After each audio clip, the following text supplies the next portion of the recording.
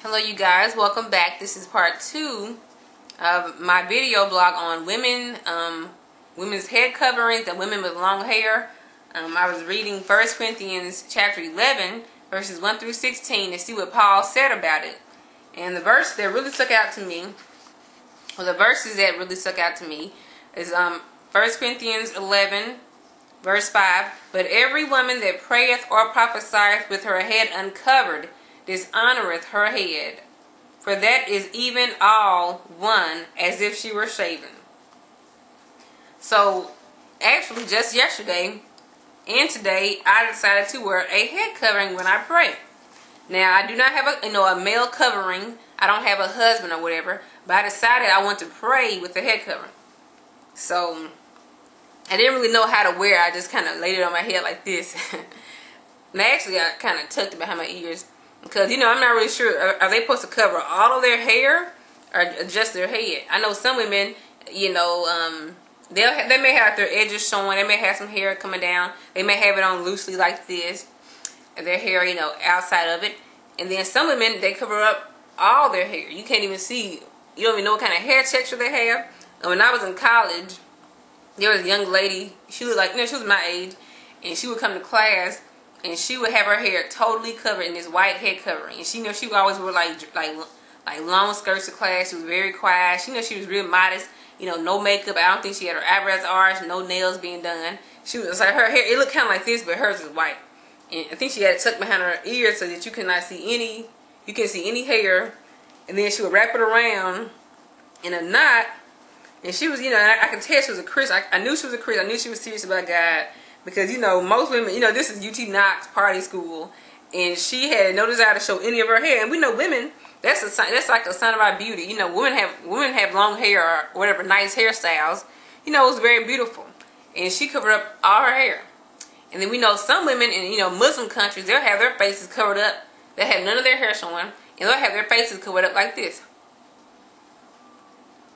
They'll cover up everything. I've seen women in America, they may even have on blue jeans and high heels, but they'll cover up their face, like they only show their eyes like this. So I thought that, and at first I thought it was kind of legalistic. I thought it was kind of silly. And I was like, what are you doing it for? There's no need in you doing all that. But, but I've grown to think it's very beautiful. I think it's very honorable to do that, especially if you're married. Because in this example, it's talking about a woman dishonors her head. And it seems like it's saying the head of the woman is her husband. So if you don't have a husband, then you have no one to dishonor. I'll read that again. That's 1 Corinthians chapter 11. It said, first of all, verse 2, he's telling you, keep the ordinances as I deliver them to you. Like, keep, whatever I ordered you to do, keep doing that. And then he, goes on to tell them the head of the woman is the man. The head of the man is Christ.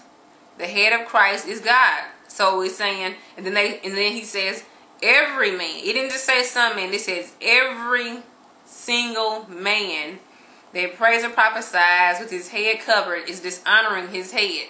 Now at first I thought that just meant he's dishonoring his head. And if you dishonor your physical head, you're dishonoring your whole body.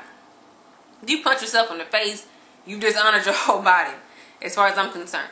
But now I'm starting to think maybe they meant you're dishonoring your head, because the verse before he goes on to tell you who the man's head is.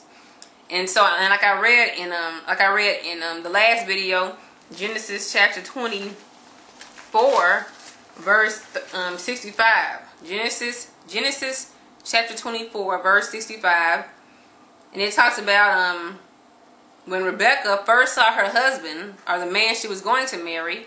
And it says, for she had said unto the servant, what man is this that walketh in the field to meet us?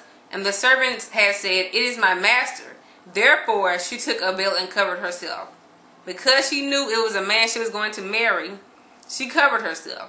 And so I'm just wondering, maybe, maybe women are supposed to, when they have a husband, maybe they're supposed to, cover themselves on account of their husband. I don't know. And then let me read, I think I want to read one more. Actually, I won't read that one. Now, so, the question is, are you only supposed to wear a head covering when you're married? But anyways, even though I'm not married, I decided to cover my head up anyway because the Bible says, for this cause ought the woman to have power on her head because of the angels. Now, I don't know if that means a woman should have power. It said power on her head. So, I don't know. It's saying a woman should have power on her head. So, since it said power on her head, it's probably talking about her physical head. I don't know. But I decided because of the angels for me to cover my head when I prayed. And I prayed, first time with my head covered, I prayed, last night. And I prayed 2 times. And I prayed last night. And then this morning, and then when I got back from work, I prayed with my head covered. And and I want to tell you all how the experience was. And it did feel different. And I don't know if that's because I just really wanted something to feel different. But it really did feel different. I don't know why in the world it did, but it just felt different. Now, I pray a lot, and it just felt like, I don't know, like I told someone on Twitter, they asked me what it felt like, and it kind of felt like I was honoring God more. I felt like I was honoring Him more. I was trying to honor His design. Even though I'm not married, like I said, I have no, head, over me. I guess my dad is supposed to be my head. I don't know. But, it felt like I was honoring Him more. I felt more meek and mild. I felt different. It's for some, I don't know why, but it's like when you're dressed a certain way, how you act a certain way. Like when you're wearing a business suit to go to an interview, or when you're wearing church clothes, how you act differently. And if you're wearing a prom dress or an evening gown, you act differently. So, for some reason, your attire kind of has a bearing on how you act and how you feel.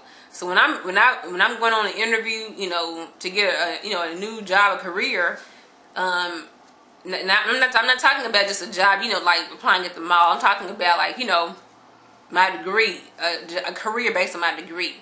I now wear the business suit. I have the slacks, or I have the black skirt with the heels and the stockings and the blazer and the button down shirt. I just feel really different. I feel different when I'm dressed a certain way.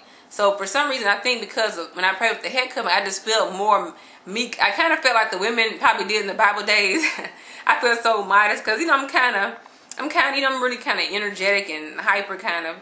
But I just feel like I had to be like, Missy, be more serious. This is more solemn. This is more. This is a serious matter. You're coming before a Most High God. This is not just some little joke. I just randomly say, hey God, what's up? This is Missy again. When I had the head covering on, it kind of felt like I was like, it felt really different. Like I don't know why. It's like you would think it wouldn't matter, but it really did feel different. So when I came to Him like this, I'm just like, dear God, thank you for today. But then when I had this scarf on, I was like, Most High God. I just kind of came to Him real different. Like I feel like it was more serious time to honor Him. And because they said because of the angels. Now I don't know what that means. Now it'd be one thing if they said the head of the man is the angel or something like that. But Paul didn't even mention the angels as a head. All he said was women's head is the man or the husband. The husband's head is the Christ, is Jesus, and Jesus Christ's head is God. So it's not like they put angel in there somewhere to honor the angels. Now last night I looked at some different websites to see what it meant when they said because of the angels, and I heard a few different theories. One theory was that I guess back in the day, they used to believe that the angels were present at the prayer. So when you were praying, the angel was present. And if your head was not covered as a woman, the angel was not, it didn't say that he wasn't going to carry your prayer, but it seemed as if the angels, the angels would be offended and they would not be present at the prayer meeting if a woman's hair was uncovered. So women would cover their hairs just so that the angels would come in, and carry the prayers of heaven. Another thing I heard, which is kind of disturbing, was when the theory that said women should have their head covered because I think it was in Genesis chapter 6, and it was talking about how the angels, they looked upon the daughters of men and saw that they were fair, and they went down and made wives of all that they chose of the women. They said that the angels they were attracted to the women, and that they went down and made it with the women. I'm really trying to find, I'm not sure what chapter that was. But it said that the women, it said that the angels, okay, here it goes right here. This is Genesis chapter 6. And it came to pass when men began to multiply on the face of the earth, and daughters were born unto them, that the sons of God saw the daughters of men, which and the sons of God, the angels, saw the daughters of men, that they were fair, and they took them wives of all which they chose. So they say, it's a very wicked thing. And they did that. So they say women should cover their heads or cover their bodies, so that the angels would not be attracted to them. And you all may think that's kind of kooky sounding, but I watched a video yesterday on YouTube, and it was not a young man at all. He was an older man, and he was saying, I guess he worked in a ministry with people, who were going through spiritual warfare issues like that. And he said some women were coming in saying that they were having issues with incubus coming in and raping the women. I don't know if you know what incubus is, but that's like when a demonic spirit or whatever, a fallen angel, I don't know which one it is, it'll come in at nighttime, and they'll have intercourse with the women while they're sleeping. And I've heard many people say that this has happened to them. So because of what he interpreted in 1 Corinthians 11, the church, they decided that the women should cover their heads at nighttime. And they said every single woman had no more incidences ever again, whatever, where where the incubus would come in and rape them or have sex with them, whatever. And they said because they covered their heads. And like they said in 1 Corinthians 11, it said they should have power on their head because of the angels. So I don't know if that means, when they see a covering on your head, that means they realize, okay, she's taken, and let me leave her alone. Because remember, Genesis chapter 6, verse 1, it says they went down, they went down and they took, wives of all the women that they chose. And of course they didn't choose women who were married, they only chose women who were single.